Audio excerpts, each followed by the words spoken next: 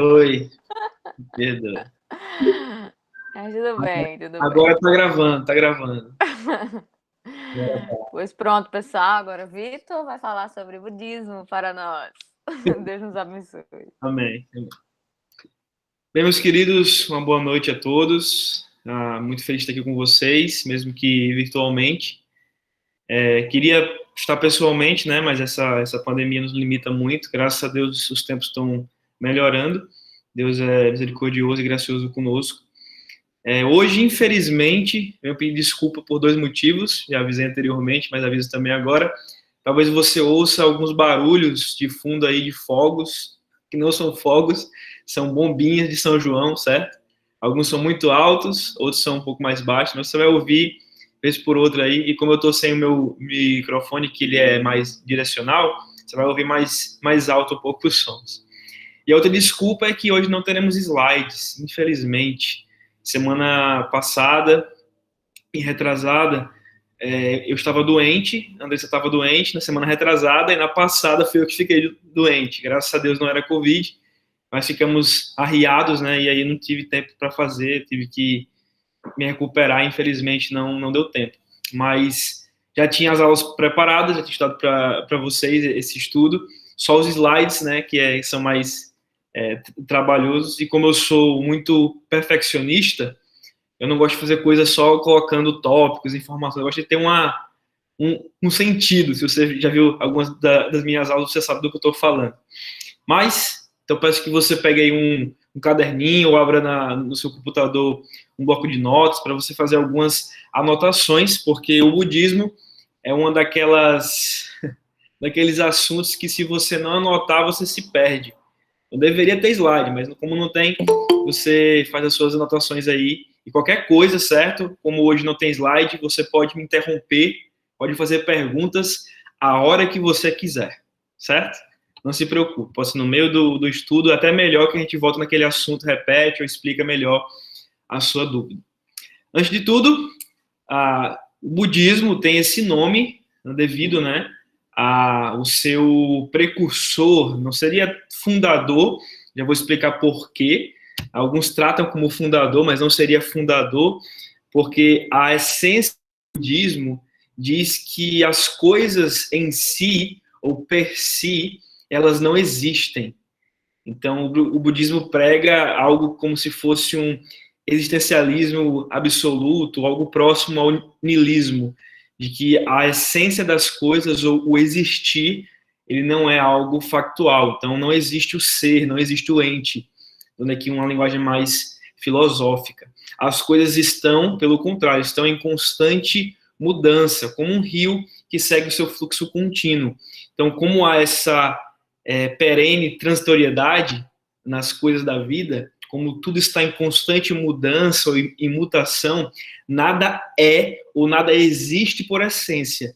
Tudo é uma constante mudança, uma constante transitoriedade. Devido a isso, o próprio conceito aí de fundação também é um problema, porque para o budismo, a vida ela é um ciclo infinito de reencarnações. Então, aquele que era o que foi o fundador, o precursor da filosofia budista, já era alguém que tinha vivido outras vidas nesse mundo, mas naquele momento adquiriu, então, na sua pequena parcela de vida nessa terra, naquela vida que ele teve, em uma das infinitas vidas que ele teve, ele foi iluminado. E é isso que Buda significa. O Buda, ou Buda, significa o iluminado. Então, quando nós falamos do Buda, estamos falando de uma pessoa iluminada, certo? O conceito de iluminação, ele vem, ou ele nasce, né? Ele se entende a partir de uma questão relacionada à ignorância que nós temos sobre as coisas.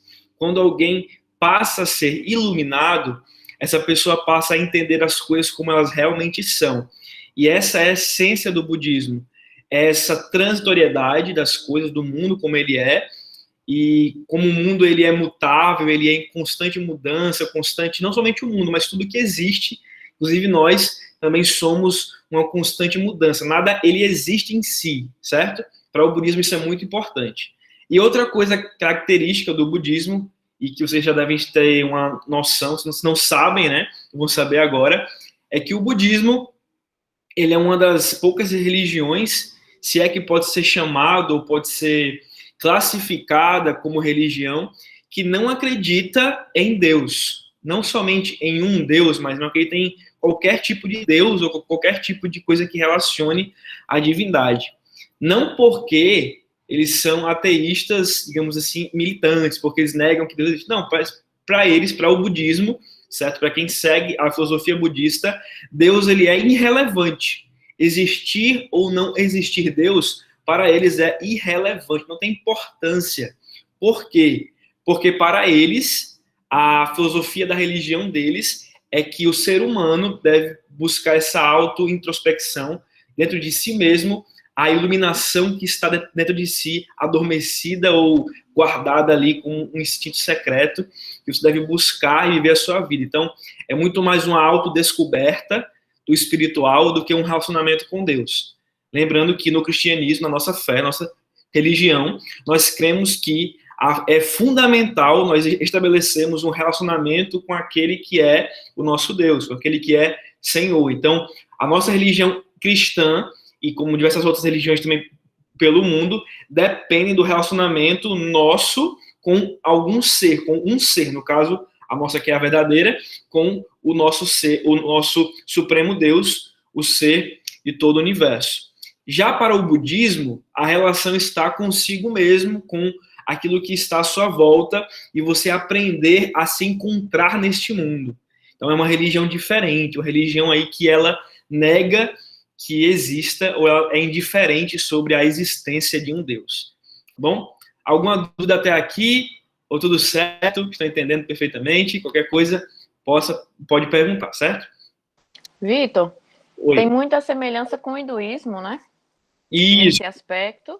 Isso, exatamente. Você vai citar as principais diferenças para a gente entender depois? Vou. É melhor falar de semelhanças, porque o que distingue é bem maior. Então, tem as semelhanças com o hinduísmo, né? As diferenças são inúmeras. A diferença são o que caracterizam ela como distinta do hinduísmo. Mas tem muitas semelhanças, como vocês já notaram, né? A questão da reencarnação. Também eles acreditam no karma. Acreditam também que o universo, as coisas, elas partem de uma única essência, uma única fonte que guia tudo, um fluxo interminável, né? Eles acreditam no samsara, acreditam no dharma, então são termos que são intercambiáveis entre eles. E surgiu também na Índia, né? Como o hinduísmo também surgiu. Então, eles têm muitas semelhanças que eu vou falar um pouco sobre elas. Luana perguntou por que não é uma seita. Bem, na primeira aula do nosso curso, nós definimos seitas e religiões. Seitas, elas são uma deturpação direta ou são uma outra filosofia, certo? Ou um acúmulo de heresias ou de conceitos errôneos de uma religião específica. Por exemplo, certo? É uma doutrina diferente, uma vertente diferente daquela religião central, certo? Então, a religião central considera aquela ramificação como uma seita. Por exemplo, as Testemunhas de Jeová e os Mormons são uma seita, porque são uma vertente, certo? Nós consideramos uma deturpação da corrente verdadeira, que é o cristianismo, tá bom?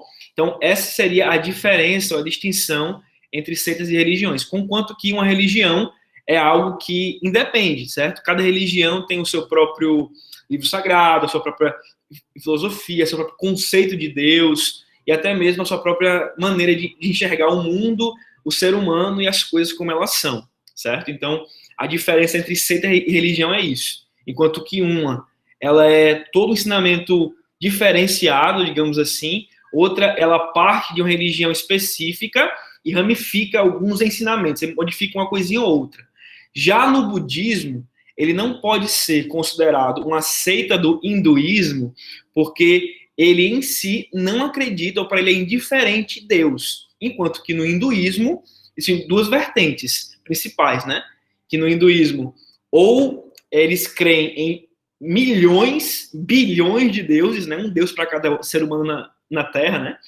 Ou eles creem que o universo em si, ele é a essência divina de tudo. Mas para o budismo não há Deus. Então é algo totalmente irrelevante para eles. Né? Eles não perdem tempo cultuando, adorando Deus, certo? Por mais que exista algum tipo de ritual ali voltado na pessoa de Buda, ou no conceito, eu já vou falar isso, né? Buda não é uma pessoa, Buda é um caminho, certo? Buda não é uma pessoa, é um caminho. Mas quando nos referimos a Buda, normalmente estamos nos referindo ao primeiro Buda, né? Que foi, que eu vou falar daqui a pouquinho quem foi. Mas falando então sobre essas questões de diferenças e semelhanças. Já citei aqui algumas, mas à medida que eu for falando sobre as questões do budismo, você vai notar algumas semelhanças com o hinduísmo. Eu também vou fazendo essa ponte para você ter uma noção. Bem, o budismo, ele teve o seu início, né, digamos assim, com um homem chamado Siddhartha Gautama.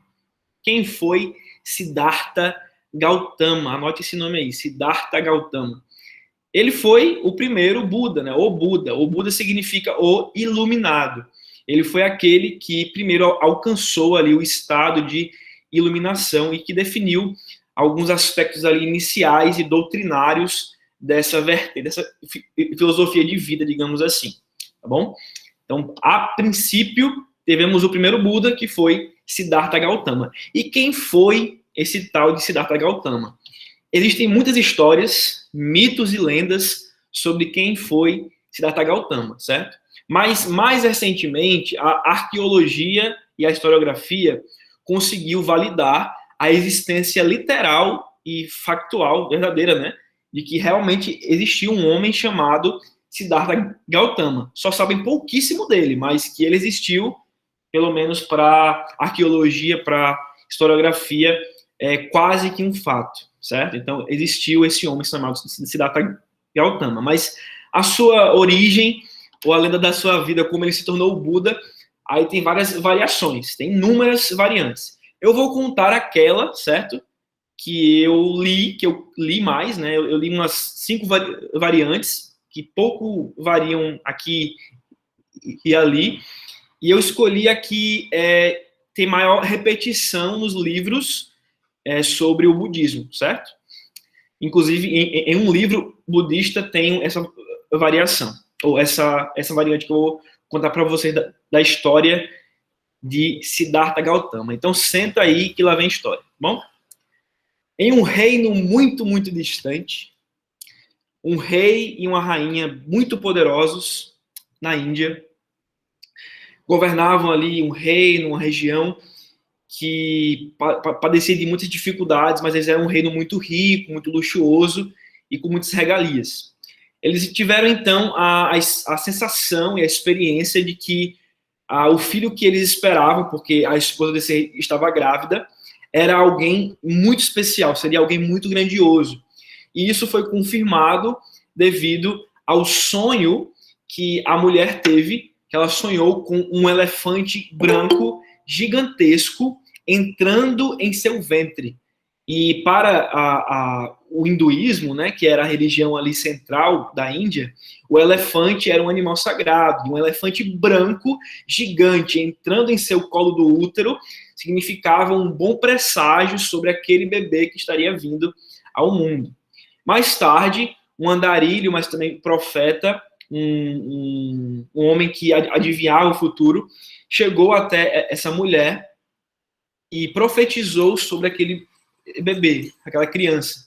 Disse que aquela criança, quando nascesse, se ficasse no reino, se ficasse ali no reino e não visse, não vislumbrasse o sofrimento deste mundo, seria um grande governante, um grande rei, um grande homem de poder que iria guiar o seu povo e seria um grande homem com uma filosofia muito, muito exuberante para o reino. Então seria um grande líder político. Conquanto se este mesmo bebê vislumbrasse o sofrimento do mundo e saísse do reino, ele seria, então, um líder religioso, seria um grande homem de uma filosofia religiosa. Essa foi a profecia desse andarilho para o filho daquela mulher. Passou-se algum tempo, a criança nasceu e o seu pai queria muito que ele fosse um líder político, né? Afinal, entre um líder religioso e um líder político, preferia muito mais um líder político. E ele, então, cercou o seu filho, Siddhartha Gautama, naquele palácio, com uma vida luxuosa, de regalias com ouro, com comidas, com tudo que o mundo naquela época poderia oferecer de bom e de melhor. Ele casou, teve seus filhos, casou com uma mulher de outra religião, mas tudo dentro do palácio, teve seus filhos e assim por diante. Mas aos 29 anos, ele convenceu ao seu copeiro que ele deveria dar uma volta ali pelos arredores do palácio, pelaquela cidade que cercava aquele palácio. Ele nunca tinha saído para o mundo, ele queria conhecer o mundo e como o mundo realmente é. E quando ele sai para conhecer, né, esse mundo, para visitar esse mundo, ele se depara então com o sofrimento.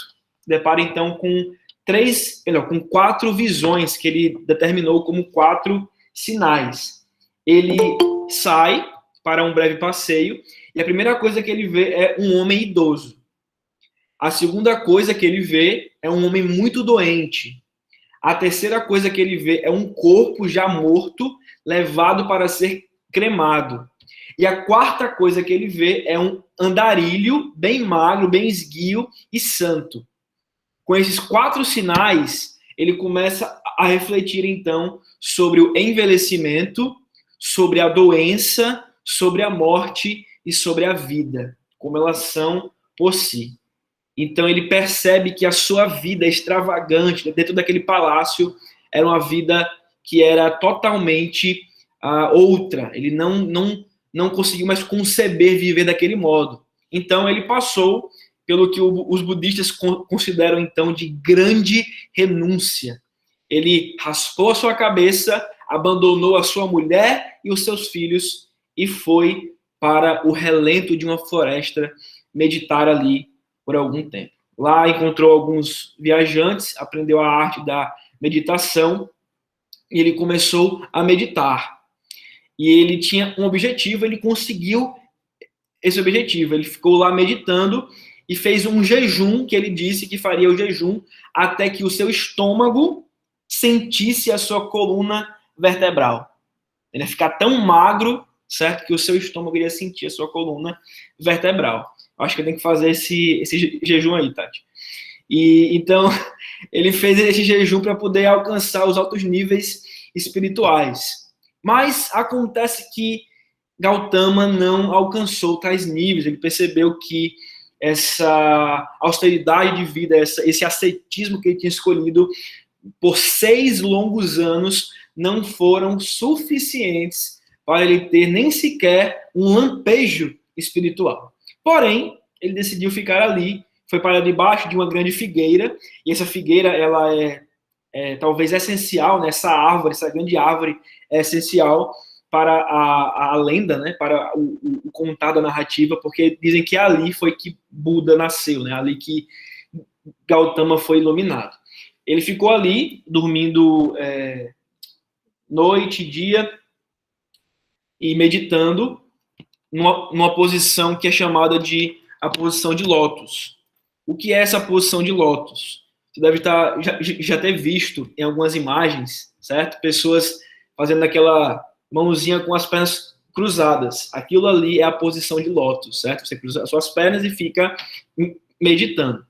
Então ele ficou naquela posição, dormindo durante dias e dias, noites e noites, e em uma dessas noites ele começou então a travar uma batalha com Mara. Mara seria o que ele determinou como a personificação da mudança, a da transitoriedade. Você lembra que eu falei que para o budismo, a transitoriedade ela é essencial, a mudança, esse conceito de tudo está em movimento, é essencial para você entender o budismo. Então, Mara seria a personificação da mudança, da morte e do mal. E pela manhã, finalmente, Siddhartha Gautama, ele venceu Mara. Ele derrotou Mara, essa personificação, e ele foi iluminado, ele recebeu a compreensão e ele teve o grande despertar.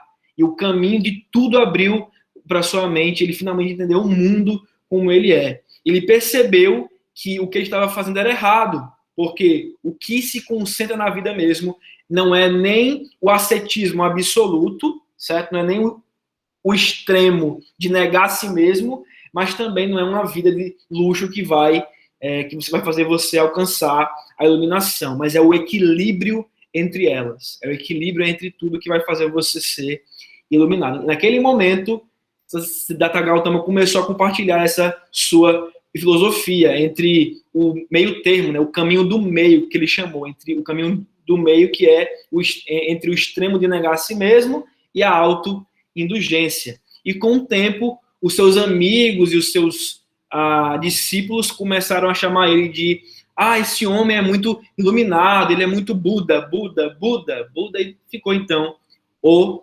Buda, que significa o iluminado. Buda gastou o resto da sua vida, então, para propagar essa mensagem, e ele ensinou por todo o país e viajou até os seus 80 anos, quando ele veio a falecer. Dizem que ele morreu em paz, aceitando calmamente a sua morte, porque ele sabia que aquele era o fim do seu ciclo infinito, ele ia alcançar o Nirvana, certo? O Nirvana não é aquela banda de rock dos anos 90, certo? 80 ali. Nirvana é o estado de austeridade, o estado de perfeição absoluta, o estado de aniquilação da própria alma, onde você se encontra em essência única com o universo, e você se torna um, e você para de passar por esse ciclo infinito, certo? O Nirvana é esse estado absoluto, não é um local, mas é um estado. É difícil tentar definir o que é o Nirvana, né?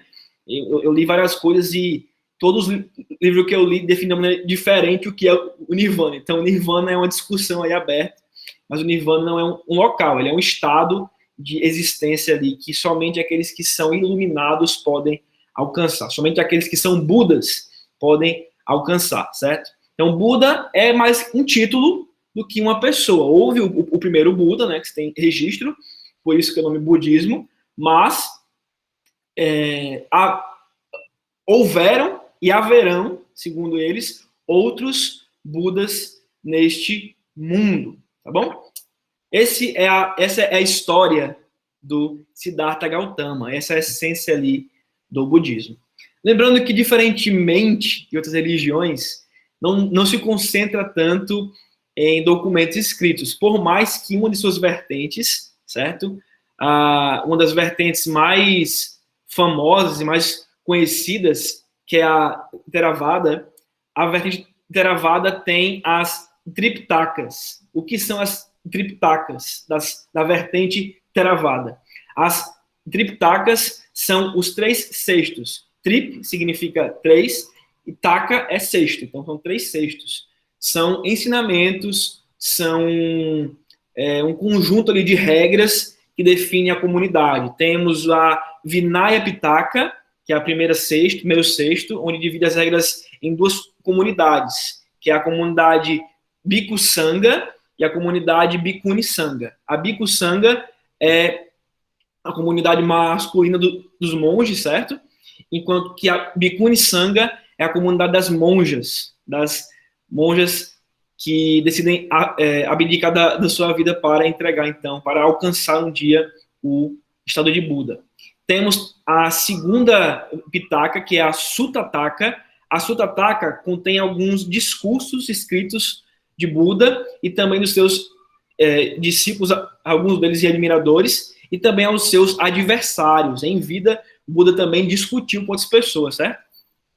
E, por fim, nós temos a Abhidharmitaka, que é uma composição de comentários e de regras de procedimentos rituais, por exemplo, como meditar em tal mês, o que fazer para comer tal alimento sem se corromper, o que significa impureza sexual para eles. Tudo isso entra aqui nas Triptakas. Mas essa é uma vertente do budismo. Tem vertentes que não seguem as Triptakas, certo? A vertente da Theravada é a que segue as Triptakas. Mas voltando aqui à essência do budismo. Falei isso só para mencionar os livros sagrados, né? Normalmente se perguntam, né? Quais são os livros sagrados? Então, nessa vertente existe aí alguns escritos que são considerados sagrados pelos monges e monjas da vertente do budismo Theravada.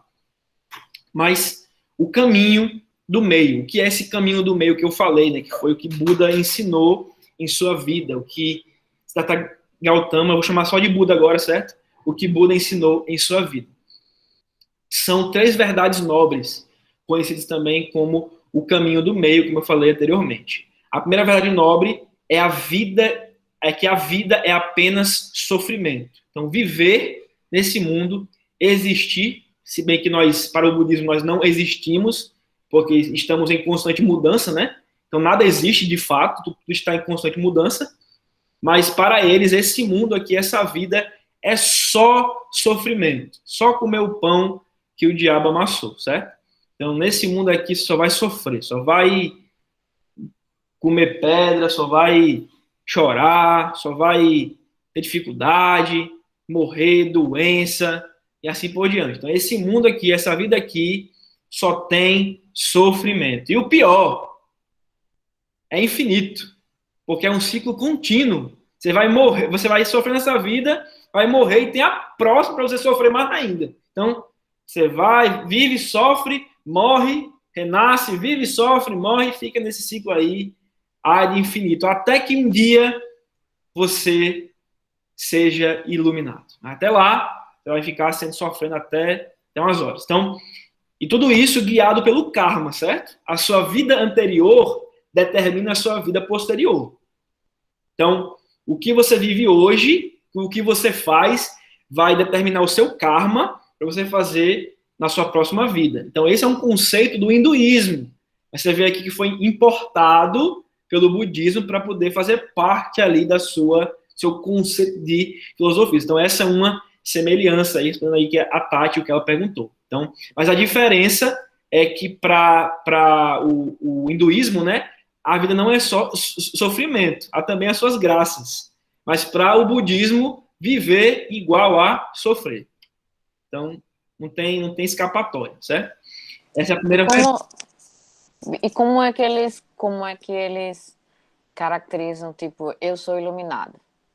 Pronto. É o quarto ponto. Vamos chegar lá. Então, é uma boa pergunta, porque tem que ter um padrão, né? Alguém chega assim e fala assim, eu sou iluminado, né? Acho que se alguém falasse isso, inclusive, não seria iluminado, porque humildade é um deles, né? Então, não se caracteriza com isso.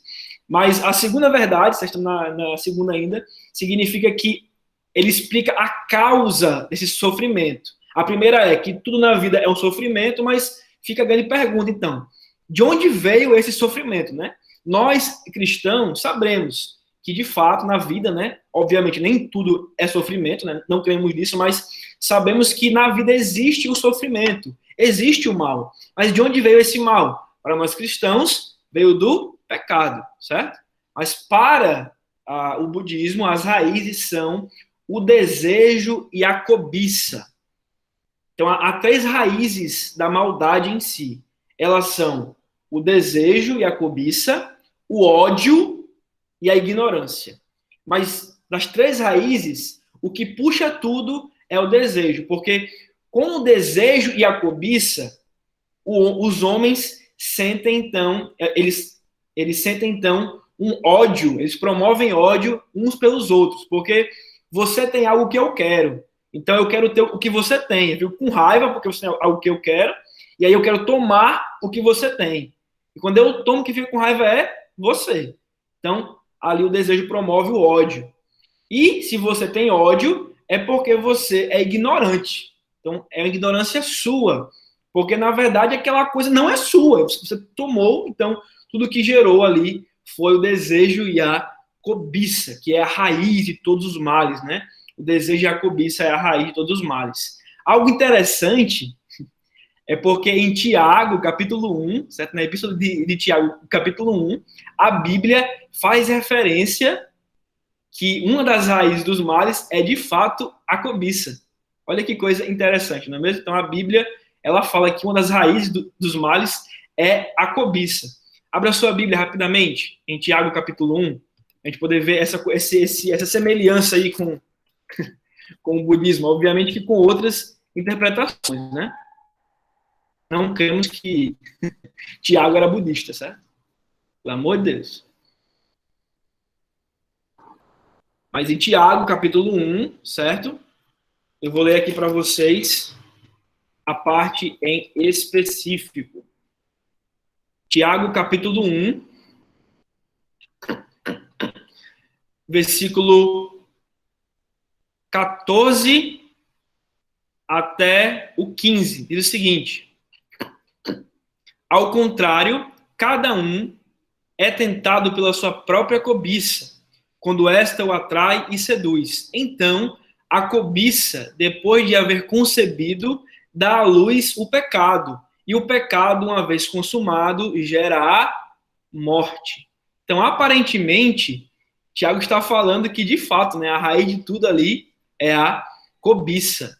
Só que não é o mesmo conceito de cobiça que o budista coloca aqui. Porque para eles a cobiça é o simples ato de você querer algo que não é seu. Mas para nós cristãos, a cobiça é algo mais além, é você roubar de Deus, né? Cobiçar é você querer roubar algo do Senhor. Então, para isso, como não há Deus, então só há o próximo, né? Então, você cobiçar é você ter desejos ali pecaminosos, tá bom? Mas tem essa semelhança, eu quis fazer essa ponte aí, para justificassem aí, e para ninguém perguntar, né? Pastor Vitor, lá em Tiago, capítulo 1, então eu já previ essa pergunta aí para você não ter que perguntar, tá bom? Mas o terceiro ponto, certo? Então, o primeiro ponto, a primeira verdade nobre é que a vida é sofrimento, e a segunda é que a causa do sofrimento é o desejo e a cobiça. E a terceira é que há um caminho para sobrepujar, para vencer o desejo e a cobiça, Tati. Então, há um caminho para você se livrar do sofrimento. Essa aqui é a sua pergunta, né? Você tem que transcender o mal, transcender e entrar no nirvana. Você tem que encerrar o ciclo, entrar no nirvana, mas isso só se você for iluminado. E como é que você vai encerrar esse ciclo? Quando você é iluminado. E para você ser iluminado, você tem que buscar o caminho da felicidade, o processo de 8 passos. Então, de 4 foi para 8, né? Então, quase que. Mas quais são esses 8 passos? É o chamado de o caminho nobre dos 8 passos, ou o caminho óctuplo. São divididos ali em algumas qualidades. É a qualidade da sabedoria, a qualidade da disciplina mental e a qualidade da conduta ética perfeita. Quais são os 8 passos? Primeiro passo é a compreensão correta das coisas. É você enxergar o mundo como ele realmente é. O segundo passo é você ter pensamentos corretos. É a purificação da mente e do coração por meio de ter pensamentos desprendidos, não egoístas e também pensamentos de compaixão pelo próximo. O terceiro passo é o esforço correto para prevenir o mal que surge em nossa mente. Então, para não acharmos muito de nós mesmos, temos que nos esforçar corretamente, sem achar demais e também sem nos exaurir demais, mas fazer sempre no equilíbrio. O quarto passo é a diligência correta. É você ficar plenamente atento a tudo que o seu corpo, a sua fala e a sua mente estão produzindo. Então, é você estar em perfeita sintonia com tudo que o ser é. A sua mente, o seu corpo e o que sai da sua boca. O quinto passo é a concentração correta. Treinar a sua mente com meditação profunda. Então, você vai meditar diariamente, para você alcançar, então, um controle mental absoluto. O sexto passo é a fala correta. Refrear a sua língua de mentiras e de qualquer forma de fala que pode ferir outras pessoas. Então, nada de xingar o outro, certo? É errado, segundo o budismo. A ação correta é o próximo passo, que é você não matar e nem pegar, nem roubar algo que não é seu, obviamente. E também evitar a conduta sexual inapropriada. E também a fala imprópria e substâncias intoxicantes. Então, o budista ele não pode se drogar, certo? Isso inclui também usar alguns remédios. Para o budismo também usar alguns remédios é proibido, certo? Porque se considera ali que você está inebriando o seu organismo, que não seja ali para um bem espiritual. Aqui eu faço um parêntese com outra religião, outra seita. Essa é uma seita, né? Não é uma religião, mas é uma seita que também almeja chegar em estados do nirvana. Vocês já ouviram falar da união do vegetal? Ninguém conhece a união do vegetal? Nunca. Certo. Tem um outro nome que dá para o que eles fazem lá. O chá do Santo Daime. Talvez você já tenha conhecido. Ah, já vi. Na união do vegetal, eles não tomam daime. Eles tomam o ayahuasca, que é o daime. É a mesma coisa, certo? Daime e ayahuasca, o chá de ayahuasca é a mesma coisa. Lá pela banda do Acre, tem muito isso. Mas aqui em Natal também tem um polo disso, certo? Não em Natal, mas eu não vou falar o canto, mas eu sei um canto que tem isso, certo? Que pessoas da minha família aí fazem parte. Então, só fazendo uma ponte. Essas pessoas, elas tomam essa substância e, através de tal substância, eles encontram com o transcendente. Já no budismo, isso seria completamente reprovável. Por quê? Porque ingerir qualquer coisa imprópria para o seu organismo, qualquer coisa que é intoxicante, seria ali um erro desse ponto. Então, não é alcançar o espiritual a qualquer custo, certo? É alcançar o espiritual pelos métodos que Buda ensinou. E o último ponto, certo? A última verdade para você alcançar ali a iluminação é o sustento correto. É você ganhar a vida de maneira que não cause dano a outras pessoas e sem também lucrar indevidamente com os outros, certo? E aí já previne aí talvez o pecado da usura, né? Então, com isso você alcança a iluminação, você alcança também o nirvana. Lembrando que agora eu vou falar sobre o que é um pouco esse conceito de nirvana, como isso ocorre, e também como que eles importam alguns conceitos do hinduísmo. O hinduísmo fala do samsara. Vocês podem lembrar que quando eu falei aqui para vocês de hinduísmo, eu expliquei que o samsara é esse ciclo infinito, né, de reencarnações que a pessoa faz e faz e faz e faz eternamente. A única modificação que eles fazem no samsara é que para eles a vida é puro sofrer. Então, você vem para aqui para você sofrer. Quer parar de sofrer? Seja uma pessoa boa. Em outras palavras, seria isso para você. Mas mesmo assim você vai sofrer ainda, até que você seja uma pessoa iluminada, certo?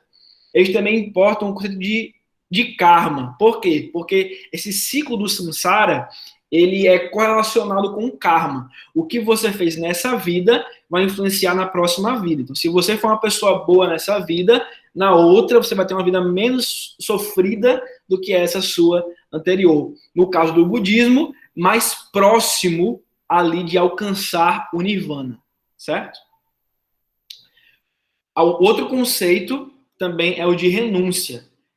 Você tem que renunciar à sua vida, renunciar aos seus prazeres, seus desejos e anseios. Então, é uma vida monástica, uma vida cética, uma vida longe desse mundo, desses prazeres mundanos que lhe cercam. Então, nós temos, talvez, na mente, certo? Devido a sermos crentes, de que quando falamos de prazeres mundanos, falamos de pecados, certo? Mas quando eu falo aqui de prazeres mundanos, eu falo de tudo que o mundo tem nos a oferecer de prazeroso. Certo? Isso inclui tudo. Resumindo. Tudo um sanduíche, por exemplo. Oi? Tipo um sanduíche, por exemplo. Isso, exatamente. Tipo comer um sanduíche. Tipo sair com a sua família para a praia. Tipo você perder tempo vendo Netflix. Tipo você estar vendo essa aula agora na internet. Você pode adquirir conhecimento meditando, porque você está aqui. Então, não existe esse conceito nosso de pecado, certo? Existe o que é errado, mas para eles estendem o que são esses prazeres mundanos e essa necessidade de renunciar tudo. É você abdicar da sua vida, porque você, primeiramente, não consegue enxergar o mundo como ele é. Você está corrompido, você está preocupado com essas coisas desse mundo aqui, preocupado em trabalhar, preocupado em comer coisas gostosas, preocupado em ter amigos, relacionamentos. Não. O que importa é você achar essa iluminação, você encontrar a iluminação abdicando de tudo que você é, de tudo que você tem. Seus relacionamentos devem ser puramente para ensinar a via espiritual para o próximo. Não para você se dedicar a seus prazeres e tudo mais. Então, nesse conceito, né, fica um pouco mais triste, né, o budismo. Mas isso para nós crentes, né? O mundo em si, ele adora o budismo, porque o budismo prega algo muito também tolerante, né? O budismo aceita qualquer caminho. Então, você pode seguir tudo isso aqui, certo? E mesmo assim aderir a outra religião, porque para eles é indiferente. O que importa é você ser iluminado. Eu vou falar isso de uma vertente budista que não é tão bem vista pelos budistas da China e também do Tibete, mas é uma vertente que os americanos dos Estados Unidos gostam muito, né? Que é a vertente Zen. Né? Você fica zen. Fica zen. Então, essa vertente eu já vou falar um pouquinho sobre ela. Mas voltando aqui para a renúncia. Você renuncia a tudo que você é, tudo que você faz, então você se prepara para a sua próxima reencarnação. E você vai conseguir se livrar disso quando você encerrar esse ciclo, alcançando a iluminação e, por fim, chegando ao estado do Nirvana. Mas, para isso, você tem que ser uma pessoa que ande ali nos caminhos corretos, no caminho do meio, que foi o caminho que Buda, que Siddhartha Gautama ensinou. E eles ensinam que mais Budas virão, como eu falei, né? O primeiro Buda, ele veio, mas depois dele mais Budas virão. Qualquer pessoa pode alcançar a iluminação. Isso não quer dizer que qualquer pessoa nessa vida, certo? Por exemplo, para os budistas tibetanos, aqueles que são monges ou noviços, aqueles que são leigos e chegam lá para serem monges, naquela vida de monges iniciais ali que entraram, eles não podem alcançar o Nirvana, o Buda, a iluminação. Mas eles devem torcer, meditar muito para que na próxima reencarnação eles já nasçam como monges naquele mesmo mosteiro ali. Ele tem que torcer muito para que na próxima eles já venham como monges mais preparados, mais formados ali para alcançar mais ainda a iluminação. Então, qualquer pessoa pode alcançar, seja nessa vida ou na próxima que vir, ou na próxima, e aí, né? Infinito. Mas a chave, como eu falei anteriormente, para você entender isso, é a completa impermanência, que é a mudança constante, certo? Esse conceito ali de tudo está mudando. Porque nada no budismo existe de fato. Eles são muito nihilistas nesse ponto. Não existe nada. Nem você existe. Você está em constante mudança. Eles chamam isso de anitya. O anitya é o que move eles, é o que guia eles. Então é essa constante impermanência, esse fluxo. É como um rio que flui e não tem um começo, e o fim desse rio, desse ciclo, é o Nirvana. O pessoal alcança o Nirvana mediante a iluminação, tá bom? Mas para o budismo, também eles têm 3 joias, certo? Quais são essas 3 joias? Primeiro é o Buda, é o estado de iluminação. Eles almejam alcançar esse estado de iluminação. A segunda joia do budismo é o Dharma. O que é o Dharma? É esse caminho. É seguir as coisas, é você aprender qual é o fluxo do rio. É você enxergar as coisas como elas são. É você aprender a caminhar com o mundo como ele realmente é, renunciando às coisas, ensinando a sua iluminação pessoal às pessoas e chegando mais próximo do Nirvana. Esse é o Dharma, certo? Esse seria o Dharma para eles. E por fim, a terceira joia é o Sangha. O Sangha é a comunidade de monges. Lembra que eu falei que no budismo Theravada eles têm as Tripitakas, as 3 cestas. E a primeira das Pitakas é a Vinaya Pitaka, que define as regras. E nós temos 2 tipos de monges, os homens e as mulheres. A Bhikkhu Sangha são os monges e a Bhikkhuni Sangha são as mulheres, as monjas. Mas ambos são Sangha, isto é, ambos são a comunidade dos monges. Essa é a terceira joia, a joia dos monges. Eles fazem uma ilustração aqui, certo? A de um médico. O Buda seria o médico. O Dharma seria o remédio. E o Sangha seria a enfermeira, certo? Então, o Buda é aquele que receita o remédio, o Dharma é o remédio, e o Sangha é aquela que aplica o remédio na veia, entendeu? Então, essa fica mais fácil para você compreender essa própria ilustração dele, certo?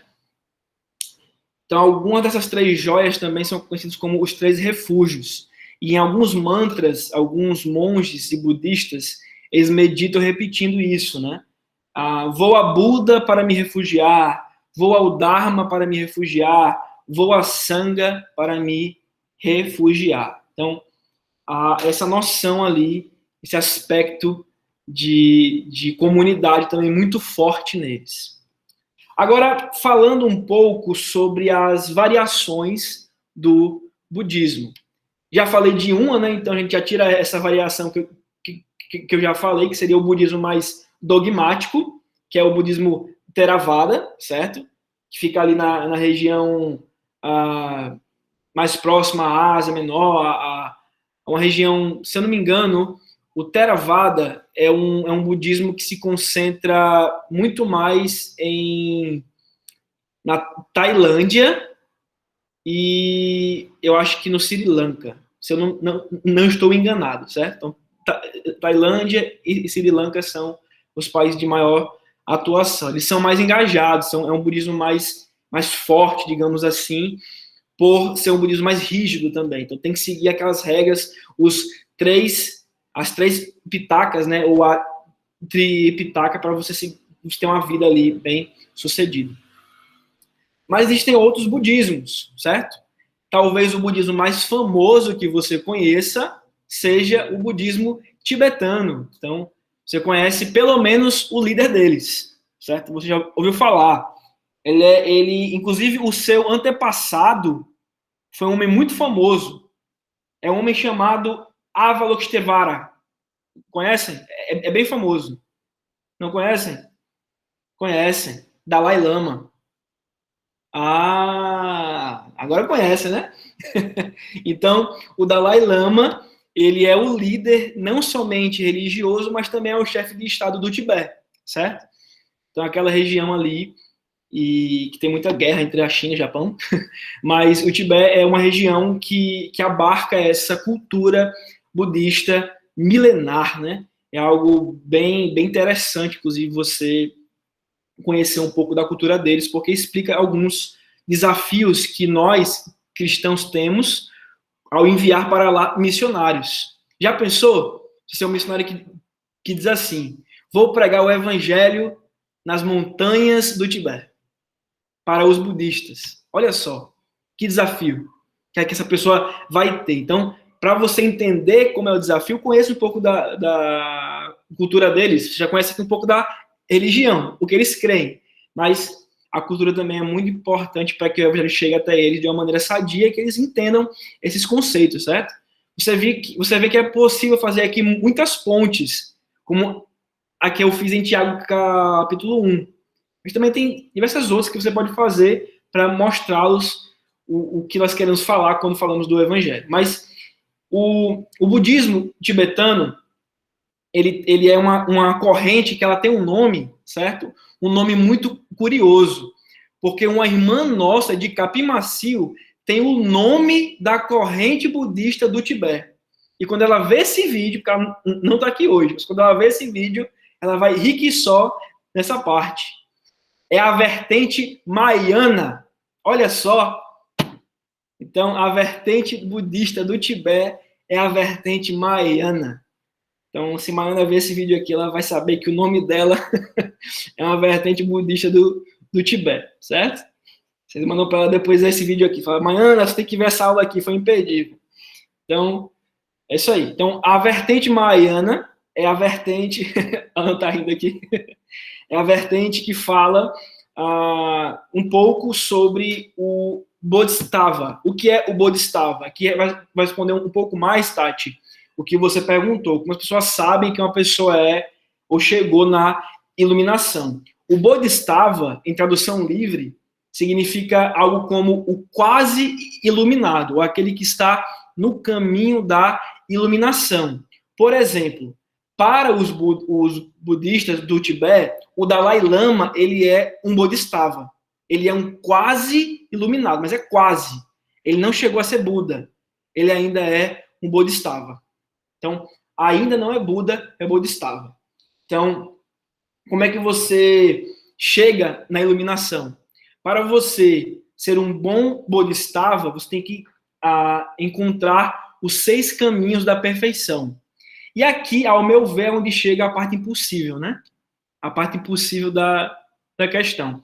Você tem que ser perfeitamente generoso, perfeitamente virtuoso, perfeitamente paciente, perfeitamente ativo, perfeitamente meditativo e perfeitamente sábio. Eu perdi aqui em todos. Então, sei vocês. Mas para você se tornar, então, um budista, um bodhisattva, você tem que ser uma pessoa que alcance esse estado. Bem-vindo, Dr. Cláudio Moura. E, então, essa é a vertente do budista conhecida como Mahayana. Certo? Essa é a vertente Mahayana. Então, a vertente Mahayana fala sobre isso, são os budistas do Tibete. Os Mahayana, eles têm uma prática muito comum, certo? É a prática que vocês conhecem, a prática Mahayana do mantra. Vocês conhecem muito bem isso. Você já viu em filmes, em séries, quando os budistas eles se entram em posição de meditação e fazem o quê? E assim por diante.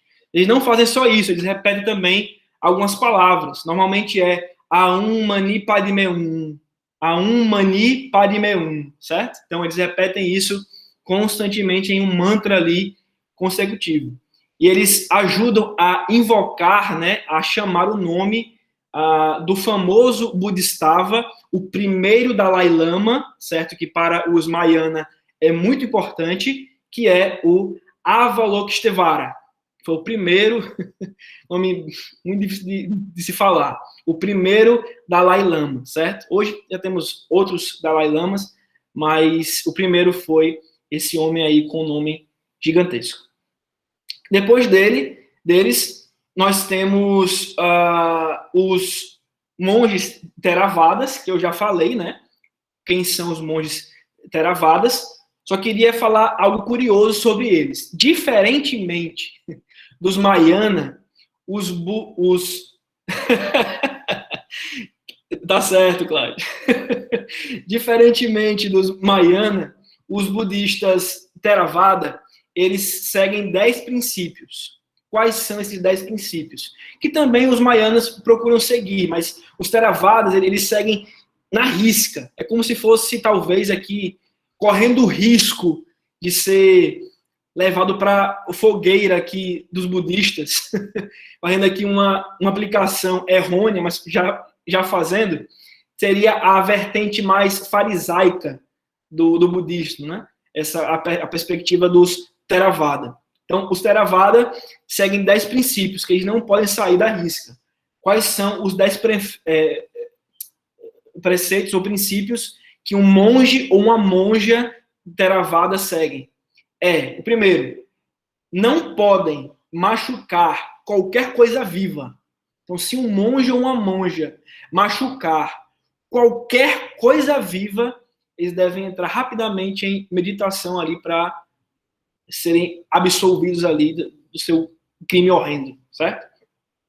Eles não podem pegar nada que não foi lhe dado, certo?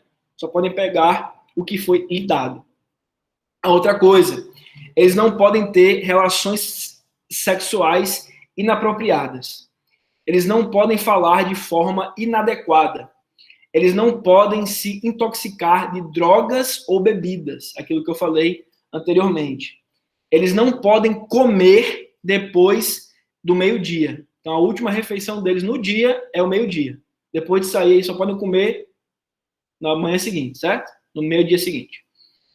Eles não podem dançar, não podem cantar, não podem tocar música e nem se comportar de forma indecorosa. Eles não podem usar enfeites com flores, perfumes ou adornos pessoais. Eles não podem usar cadeiras ou camas confortáveis. Eu acho que por esse ponto, no seminário, eu fui um pouquinho budista. Porque cadeira e cama confortável não tive nunca lá. Então, por esse pontinho aqui, eu estava passando. E por último, eles não podem aceitar nem ouro e nem prata, certo? Então, esses são os 10 preceitos, aí, 10 princípios que os budistas Theravadas devem seguir. E por fim, certo? Estamos chegando finalmente ao fim, graças a Deus, é o budismo Zen. O budismo Zen é o mais famoso, porque o que ajudou a popularizá-lo foram os filmes, as séries e muitos os Estados Unidos, né? Que foi onde ficou mais famoso. E tudo que vai para lá, quando é importado, é para o mundo todo, né? Então fica bem famoso quando chega lá nos Estados Unidos.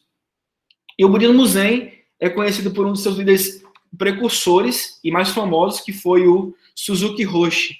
Suzuki Roshi foi um líder que ensinou muito bem a arte da meditação. E um dia, quando perguntaram para o Suzuki Roshi como era meditar, para ele explicar o que era meditação, ele sentou numa mesa e meditou por 30 minutos. Depois se levantou e foi embora.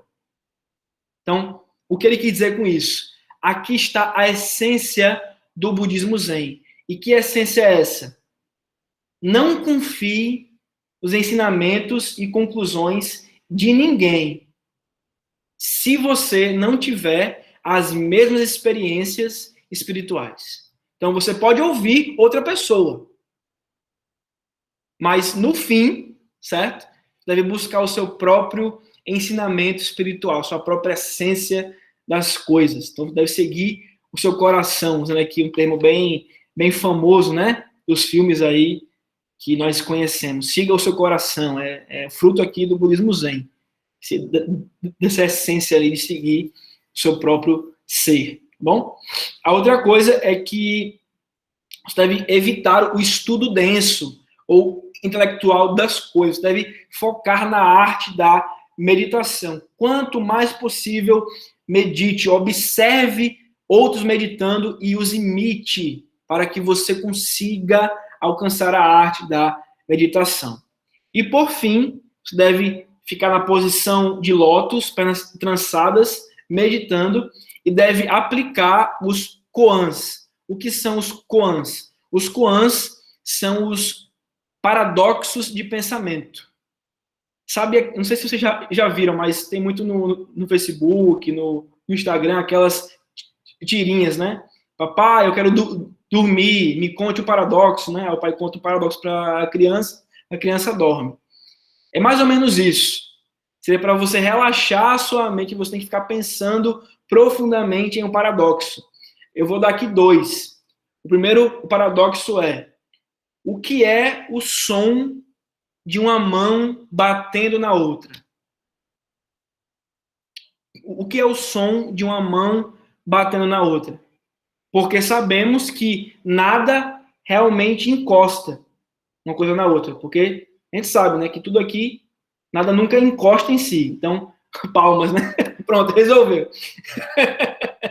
Então, o que é o som de uma mão batendo na outra, ou de uma mão batendo palmas, né? Ele fala aqui também. O que seria esse som, né? O que é esse som? Um outro paradoxo. Se uma árvore cai no meio da floresta, alguém consegue ouvir o seu som? Ou ela faz som? Será que ninguém lá? Será que quando ela cai, ela emite algum som? Outro paradoxo. Como era o seu rosto antes de você nascer? Então são paradoxos que você fica pensando aí, que você aplica na sua meditação para você alcançar os níveis, né? Então esse é o budismo Zen. Ele foca mais na meditação. Medite, medite, medite. Não siga ensinamento nenhum, mas foque na meditação. E também é o mais aberto dos budismos. Talvez seja o budismo que você vai ver muitas pessoas praticando no Brasil, certo? Muitos são budistas Zen. Por quê? Porque você pode continuar vivendo a sua vida tranquilamente, só seguir algum preceito ou outro e meditar às vezes. Pronto. Você agora virou um budista Zen, certo? E agora fazendo uma rápida revisão e uma comparação com a nossa fé cristã, certo? Isso. Yoga tem alguma coisa com o budismo? Tudo.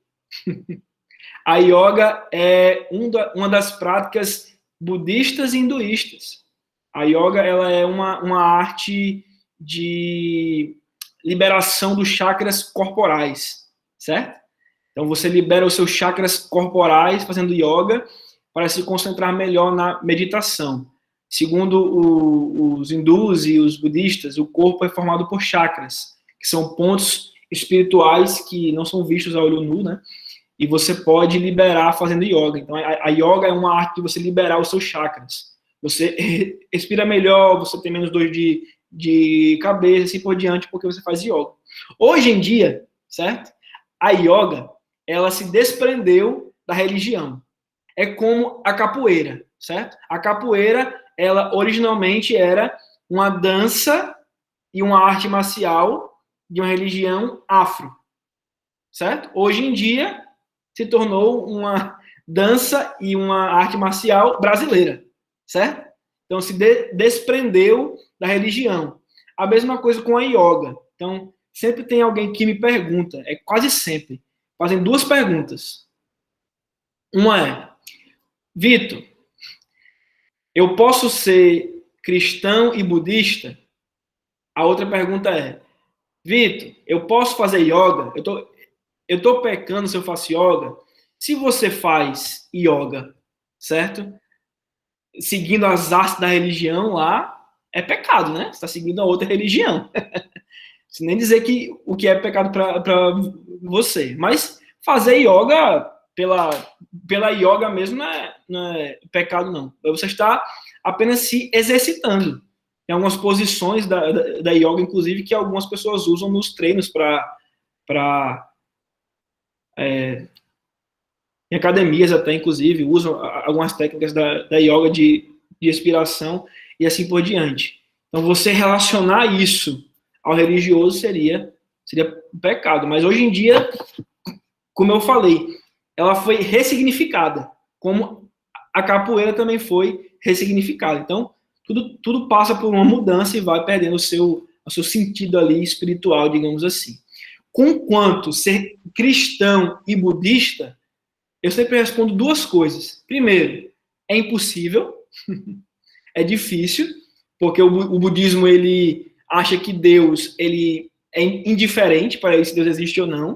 Eles não pregam um relacionamento com Deus, certo? Então, só por isso já seria errado, porque nós cremos que sim, é importante ter um relacionamento com Deus. E segundo, além de ser impossível, é desnecessário. Sabe por quê? Porque tudo de bom que o budismo prega, nós já pregamos. Então, é desnecessário, seria irrelevante você ser budista e cristão. Seria errado primeiro, certo? E depois seria irrelevante. Se você conseguir romper a barreira do errado, você já tem essa barreira aí do irrelevante. Tem uma prática, né, com relação a essa questão do yoga e do desprendimento da religião, né? E eu tenho visto muito no meu ambiente de trabalho, no meio da saúde, na verdade, né? O exercício da prática de meditação, mas no sentido, quase sempre, ou pelo menos foi o único sentido que eu vi, da questão da ansiedade, do nervosismo, das questões emocionais, né? No sentido de que quando você respira, faz o exercício da respiração, que eles aprenderam, digamos assim, eles passaram, né, de geração, não sei se viu deles, enfim. Mas o exercício de você respirar calmamente, em sequência, esvaziar a mente daquele motivo, daquela circunstância, acalma, né, vai fazendo oxigenação do corpo e etc. E traz benefícios aí para o corpo e para a mente. E eu tenho visto muito isso, mas nem sempre, ou pelo menos a maioria, não obriga a posição do lótus, é uma postura que você se sinta confortável, né? A música não precisa ser uma música relacionada à religião, mas sim uma música que lhe traga calma, né? Na verdade, é só para você desconectar com os sons do meio externo, tipo pássaros, tipo carros, né? Essas coisas. E se concentrar por tantos minutos fazendo aquela respiração. Inclusive, agora até os smartwatch, né, os relógios, eles têm esse exercício de meditação. Ele chama de meditação, né, que é de você respirar. Então, e o exercício de respiração não é só você respirar, você tem que ter a respiração profunda e a respiração que solta, né? Eu realmente nunca pesquisei a ciência atrás disso, né? O que traz de saúde, mas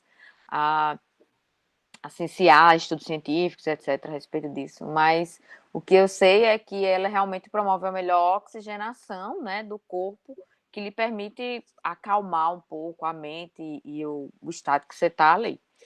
Não acho que seja vinculado à religião, acho que está muito nessa questão, como você falou, do yoga, né? De usar uma coisa que eles usam, mas de outra forma. O que é que você me diz? Pronto, a meditação no budismo, eu falo no budismo e ela em geral, certo? No budismo, vemos aqui algumas vertentes que falam da posição de lótus, mas elas dizem que quanto mais for o seu grau elevado de meditação, você pode meditar fazendo qualquer coisa, caminhando, meditar em pé, meditar parado, sentado, o que você quiser. Mas aí eles dizem no budismo, né, que são graus elevados de meditação. E alguns até pregam algum tipo de levitação, né? Você medita tanto que você levita, né? E então tem essa questão. A meditação, pela meditação, outras religiões no mundo todo pregam. Por exemplo, o judaísmo ele tem alguns tipos de meditações, o islamismo também, algumas práticas cristãs em alguns monastérios que alguns monges cristãos faziam antigamente, envolvia algum tipo de meditação. Mas lembrando que para a nossa religião cristã, a meditação não seria um encontro conosco mesmo, certo? Como os budistas. Seria nós meditamos, digamos assim, ou nós temos aquele momento de meditação, nós chamamos isso de oração. Só que a meditação não é a oração, certo?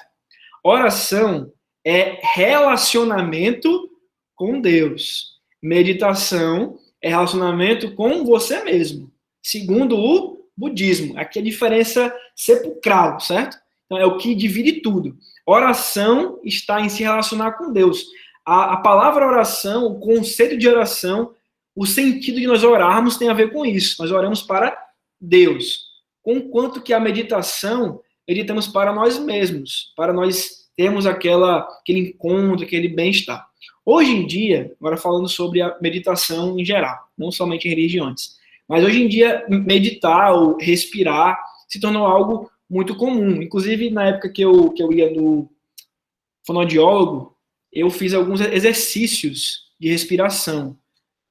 Hoje em dia eu não faço mais, certo? Eu fiz posteriormente também, O que me ajudou a frear muito a minha gagueira foram cursos de oratória e retórica, certo? Então foi treino, lápis na boca, colocava coisa na boca e falava. Então tudo isso me auxiliou para eu parar de gaguejar. Respiração também tem a ver com isso, tem a ver com gagueira também. Então eu comecei a respirar melhor. Eu tenho um problema nas minhas narinas, então eu respiro mais pela boca. Por isso que às vezes é difícil. Às vezes eu gaguejo porque eu tô querendo respirar, né? Então, para respirar, eu travo. Então, o que impede muito isso, às vezes, é uma respiração mal feita. Quando está caminhando também, nadando. Então, muitos esportes também exigem uma boa respiração e técnicas de respiração. Alguém que já fez alguns triatlos ou que corre, como o William, por exemplo, o William ele tem algum tipo de respiração. Ele sabe que se você correr assim, você vai só aguentar talvez 100 metros. Você fica morto depois. Tem que respirar corretamente. Se você não respirar corretamente, você morre. Então, isso inclui ali algumas técnicas de respiração. Então, respirar e meditar, não necessariamente hoje em dia tem a ver com religião, certo? Como o Tati bem falou aí, então, respondendo o Tati, tem essa relação. Às vezes fazem uma relação direta com a religião. Então, como hoje em dia as pessoas estão cada vez mais espiritualizadas, certo? A palavra seria essa, estão mais esotéricas. Então, tudo que é ligado a energias, eles querem saber. Então, você vai ver muitas ligações com isso. Você vai dizer, aprenda a arte da meditação quântica. Então, eles botam o nome quântica em tudo, né? Como se quântica tivesse algum sentido, alguma coisa a ver com isso. Então, tem muito essa relação. Mas meditar e respirar é bom, certo? Você deve respirar bem, deve meditar bem. Eu até recomendo que você, de manhã cedo, tome um banho bem gelado, certo? E tenha um momento de oração com Deus. Não de meditação, de oração com Deus. Aí depois sim, você lê a palavra de Deus e você fica ali sentado na cadeira, no sofá, pensando no que você leu. E isso é meditar, certo? Isso é meditar biblicamente.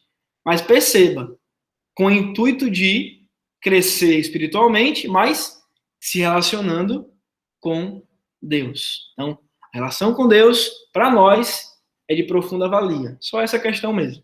Talvez que seria a maior das distinções. Eu vou aqui responder algumas perguntas que eu li aqui no chat, feitas antes, né? Luana perguntou sobre a iluminação, né? O Buda. Isso pode ocorrer em várias vidas para se tornar um iluminado ou apenas em uma. O samsara, e que tem a ver o karma, né? Você ficar em processo de reencarnação constante, ele são várias vidas. Mas quando você alcança a iluminação, quando você morrer, você alcança o nirvana, certo?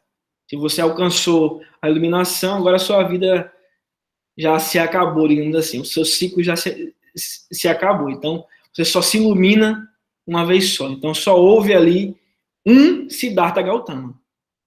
Ele foi a última reencarnação dele ali, digamos assim, da perspectiva dos budistas.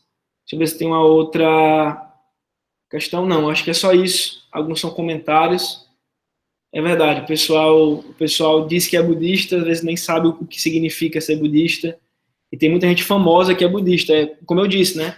Tudo que está hoje ligado a algo espiritualista, de energias, inclusive aquelas... Deve ter visto isso em algum canto, mas sabe aqueles círculos com vários desenhos chamados de mandala? A mandala vem do budismo. É muito bonito, certo? Mas é uma prática budista que os monges fazem. Os monges fazem aquelas mandalas para lembrarem do anitya, que é a constante mudança das coisas. Como é que eles fazem isso? Eles desenham na terra a mandala bem bonita e ficam ali meditando durante 3 horas, depois assopram. Aí some a mandala. Então, uma mandala, ela não é nunca para sempre. Ela só é a coisa de uma única vez. Hoje em dia, né? Não tem mais isso não, né? Hoje em dia o pessoal bota nas paredes e tudo mais, guarda em casa, tem até negocinho. Então, o pessoal deixa a mandala para sempre, né? Olha aí, ó, Tati morri, não sabia. Pois é, tem a ver com o budismo. Porque as imagens do Buda é um homem gordo, se eles são magrinhos. Essa pergunta é boa, Luan. Sempre perguntam isso também. Então, porque o Buda ele é gordinho? Porque representa prosperidade e também boa sorte. Então, ser gordinho na Ásia representa prosperidade e boa sorte. E o budismo ele prega isso, né? Ele prega uma vida boa, mesmo em um mundo ruim. O Buda gordinho não é que o primeiro Buda era gordinho, certo? Provavelmente ele era bem magro, né? Ele disse que queria que o estômago tocasse na coluna vertebral, né? Então era algo bem magrinho.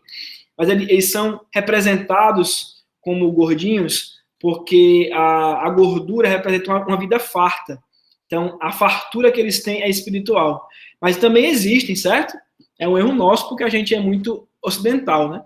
Mas no Oriente existem também outras imagens de Buda. Tem vários tipos de Buda. Tem até um Buda que ele é bem magrinho, certo? Talvez o principal Buda, ele é magro. Ele é bem, não é magro, né? Mas ele é um humano normal, um humano comum. Não é uma pessoa gordinha, não. Os Budas gordinhos são algo bem recente, na realidade. As primeiras imagens deles eram normais, Budas normais. Seres humanos, estátuas normais, né? Então, tem essa representação. Inclusive, a maior estátua do mundo, se eu não me engano, é fast food, né? Então, a maior estátua do mundo, se eu não me engano, ela é de um Buda, ou é de um líder do budismo. E ela é em tamanho, em proporção física normal. Não é gordinha, não. Mas existem muitas imagens espalhadas, né? E tem a grande pergunta, né? Eles adoram Buda como um deus? Não. Mas eles têm muito respeito por Buda, por quem foi o primeiro Buda, pelo menos, né? Porque Buda é um conceito, né? É um estado de espírito.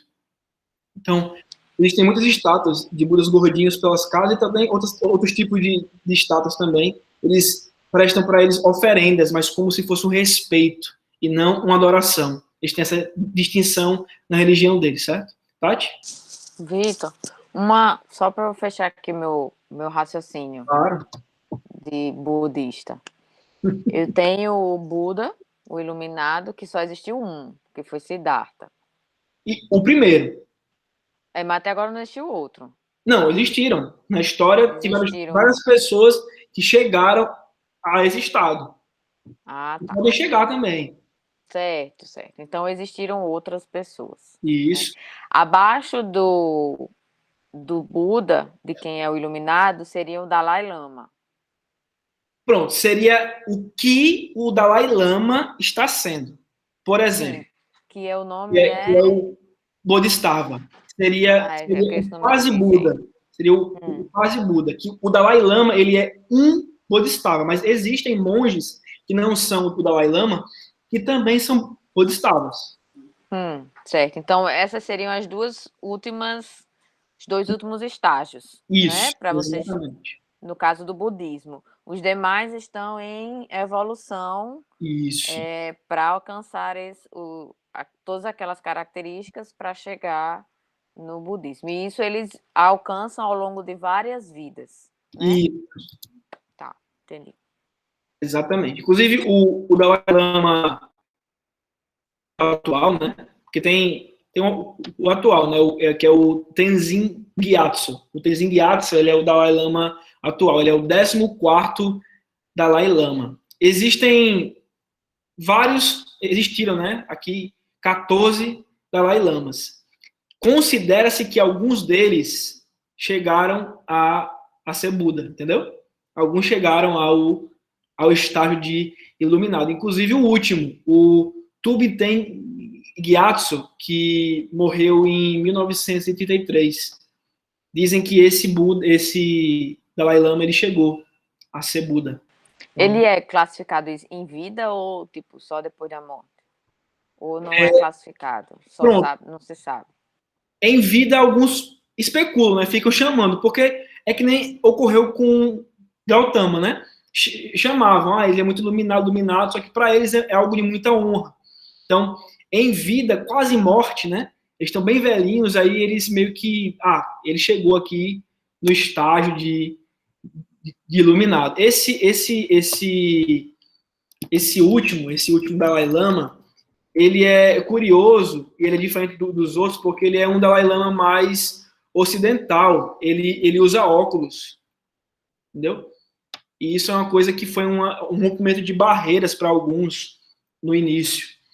Então, talvez esse Dalai Lama, não, para alguns ali, não chegue a ser iluminado, só na outra que ele chega, né? Lembrando que, certo? São todas reencarnações. Aí tem uma grande questão. Se o iluminado ele chegar ao nirvana, como é que continua tendo ainda Dalai Lamas? Aí há uma variação aqui. Uma variação no budismo Mahayana. O budismo Mahayana ele tem uma variação que diz que alguns Dalai Lamas eles chegaram e aí outros de outras reencarnações, certo? Passaram a ser Dalai Lamas. Não mais aquela central, aquela ramificação central. Mas aí há uma discussão, porque os mais tradicionais dizem que não, que o Dalai Lama ainda não alcançou ali a principal, né? Seria isso. Bem, para finalizarmos, eu vou aqui passar uma listagem rápida sobre a diferença entre alguns conceitos nossos e deles, certo? Primeiro, sobre Deus. Para eles não há nenhum Deus absoluto e Buda não chegou a negar que Deus não existisse, porque ele existisse de fato. Mas para ele não era importante, certo? E também Buda não é Deus. Eles não consideram Buda um Deus, também não se considerou um Deus e nem alguém que era digno de ser adorado. Para nós, Deus existe, nosso Deus ele é real e ele é um Deus específico, não é qualquer Deus. Deus é revelado nas Escrituras. Deus também é trino. Para eles isso é irrelevante, para nós é de muita importância. Para eles, né, a humanidade ela não existe o eu. Nós somos apenas ficções, certo? Cada um de nós é uma ocorrência ou uma recorrência contínua. Continuamos acontecendo. A melhor definição para o ser humano seria que a humanidade ela continua acontecendo. Ela não existe de fato. Ninguém aqui existe de fato. Nós continuamos acontecendo. Seria mais próximo do que eles querem dizer, certo? É tão filosófico que chega a nem fazer sentido, certo? Então, para eles também o pecado é diferente. O pecado não é um problema, mas a ignorância é. E o desejo é também que gera o mal. Não é o pecado que é o problema em si. Porque não existe um mundo para nós corrompermos e nem existe um Deus que será também ofendido. Só corrompe a nossa transitoriedade nessa terra. Então, o que nós acontecemos começa a ficar em corrupção. Então, para evitar essa corrupção, deve-se buscar a iluminação. Então, para eles, pecado também não é um conceito que faz parte deles, não. Salvação e vida após a morte. Vocês sabem, creem em reencarnação e creem também no Nirvana. O Nirvana não é um estado o Nirvana é um estado de transcendência. Ele não é um local. Como nós cremos que o céu, certo, seria algo como um local, mesmo que seja em outra dimensão, não sei, outro conceito. Mas não cremos como um estado. Cremos que o estado que nós teremos é o estado de glorificação, não de nirvana, certo? Por fim, tá certo, Luana. Deus abençoe. Estamos já encerrando, certo? Deus abençoe. Para eles, a moral tem os preceitos, né? Os 5 preceitos, os 4 preceitos, os 8 preceitos, os 10 preceitos. Então, há muito preceito moral para você seguir no budismo. E em questão de adoração ou comunhão com alguma divindade, eles não têm isso. Eles não têm comunhão com nenhuma divindade, nem adoram nenhum Deus. Eles apenas demonstram o seu carinho, o seu respeito por Buda, quando levam as suas oferendas para as estátuas que representam, então, a iluminação. E Jesus, para eles, não tem nenhuma relevância como qualquer outra pessoa. Para eles, Jesus foi uma pessoa normal, como você é, como eu sou. Mas para nós, ele é o Filho de Deus, o Salvador do mundo, o nosso Senhor. Então há uma diferença gritante aqui sobre também a pessoa de Cristo. Em outras palavras, certo? Esse é o budismo, o que eles creem. Lembrando que isso aqui não é exaustivo e nem de todo o budismo. É apenas uma pequena parcela, uma ligeira parcela, uma abertura bem pequenininha naquilo que nós podemos tanger, tocar ou mensurar, que algumas pessoas que se dizem budistas creem. Possa ser que outras pessoas que são budistas, ao verem esse vídeo, discordem do que eu estou falando. E é natural. Natural porque as religiões filosóficas asiáticas, elas estão em constante mudança. Elas são milenares, mas elas também estão em constante mudança. E lembrem, um conceito importante para o budismo é justamente isso. É o anicca. É a mudança constante. Então, é diferente se alguma pessoa dissesse: o que você falou não é verdade, nós cremos assim, assim, assim. Você pode dizer: bem, tudo bem, mudou, né? Então, sempre muda.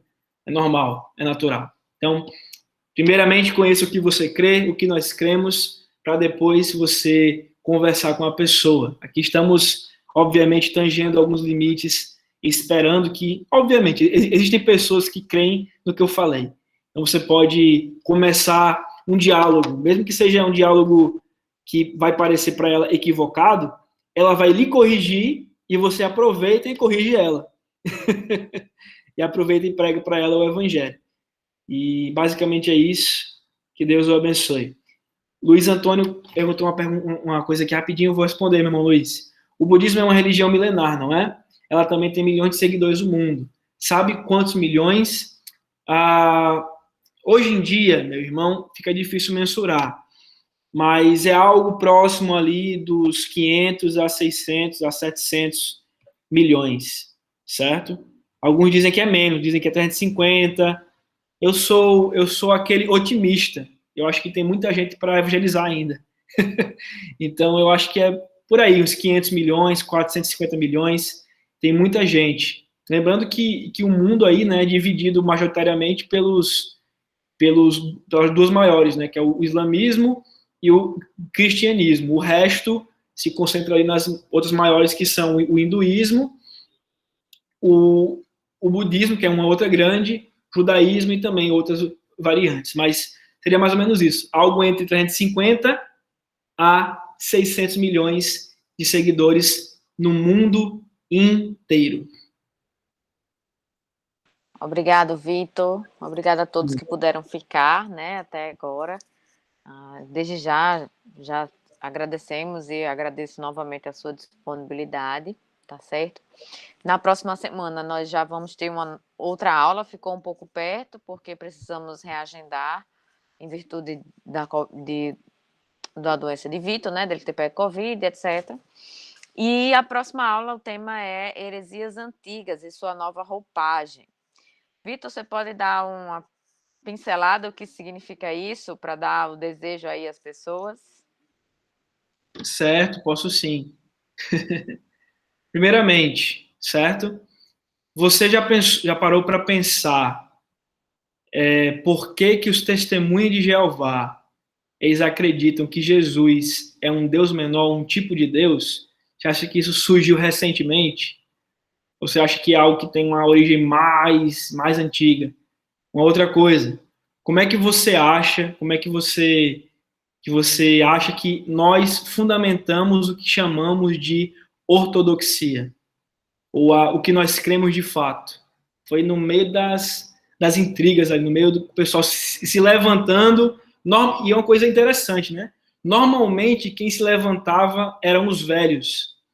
Os velhos, os anciões, se levantavam, falavam bobagens, e aí os jovens ali levantavam e diziam: não, nós cremos assim, assim, assim. Então, tinha essa inversão. Antigamente, muitos idosos queriam corromper a fé ali, e alguns jovens mais sábios traziam a luz. Então, antigamente, o pessoal cria muita coisa errada. Nós cremos que nosso Deus, ele existe, subsiste em três pessoas distintas, mas é um único ser. Por que nós cremos assim? Quem foi que definiu, que criou essa definição? Nós cremos que Jesus Cristo, ele é homem e Deus ao mesmo tempo. Isso tem um nome chamado união hipostática. Que nome é esse? Por que surgiu esse nome? Eu vou falar sobre isso, sobre algumas questões que surgiram e como chegamos ao que cremos hoje. Mas para isso temos que cavucar o passado e ver o que eles criam de errado lá. Muito bem, muito bem. Então, a próxima semana, isso aí e muito mais. Espero vocês a próxima terça, às 19h30, aqui com o pastor Vitor, novamente, para aprender mais. Então, vamos orar para encerrar esse momento e agradeço a todos. Oremos. Senhor Deus, amado Pai, nós te louvamos pela tua palavra, nós te louvamos pelo teu amor.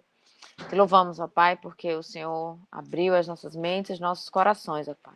Nos escolheu, Senhor, para sermos servos fiéis, para sermos salvos, ó Pai, pelo teu nome, pelo teu Filho Jesus. Queremos te agradecer, Senhor, pela disposição de Vitor, ó Pai, em nos ensinar e nos ajudar. E, ó Pai eterno, por todos aqueles que puderam estar aqui, para aprender, para absorver um pouco desse conteúdo e poder usá-lo, Pai, no evangelismo daqueles que estão ao nosso redor. Cuida de nós nessa noite, nos protege, nos guarda e nos usa, Pai, como instrumento, Senhor, para o crescimento do teu reino, para a propagação do teu evangelho. É o que nós te oramos e te pedimos, Senhor, em nome do teu Filho amado Jesus. Amém. Desculpa aí as zoadas paralelas, os cachorros. Um beijo a todos. Obrigado, Vitor. Tchau.